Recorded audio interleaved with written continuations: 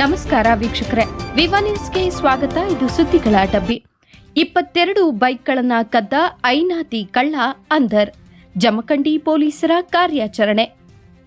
ಕಳ್ಳತನವಾಗಿದ್ದ 22 ಬೈಕ್ಗಳನ್ನು ಪತ್ತೆ ಮಾಡುವಲ್ಲಿ ಬಾಗಲಕೋಟೆ ಜಿಲ್ಲೆಯ ಜಮಖಂಡಿ ಪೊಲೀಸರು ಯಶಸ್ವಿಯಾಗಿದ್ದಾರೆ. ಜಮಖಂಡೋ ಶಹರ್ ಹಾಗೂ ಗ್ರಾಮೀಣ ಪೊಲೀಸ್ ಠಾಣಾ ವ್ಯಾಪ್ತಿಯಲ್ಲಿ ಕಳ್ಳತನವಾಗಿದ್ದ ಅಂದಾಜು 10 ಲಕ್ಷ ಮೌಲ್ಯದ ವಿವಿಧ ಕಂಪನಿಗಳ 22 ಬೈಕ್ಗಳನ್ನು ಪತ್ತೆ ಮಾಡಿದ್ದಾರೆ. ಇನ್ನು ಕಳ್ಳತನ ಮಾಡಿದ್ದ ಜಮಖಂಡಿ ತಾಲೂಕಿನ ಇನಾಂ ಹಂಚಿನಾಳ ಗ್ರಾಮದ ಕಳ್ಳಸಿದ್ದಪ್ಪ ಉಪ್ಪಲದಿನ್ನಿ ವಶಕ್ಕೆ ಪಡೆದು ನ್ಯಾಯಾಂಗ ಬಂಧನಕ್ಕೆ ನೀಡಿದ್ದಾರೆ.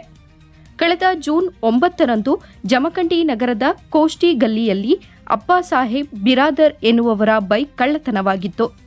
ಅವರು ಈ ಕುರಿತು ಶಹರ್ ಠಾಣೆಯಲ್ಲಿ ಪ್ರಕರಣವನ್ನು ದಾಖಲಿಸಿದ್ರು.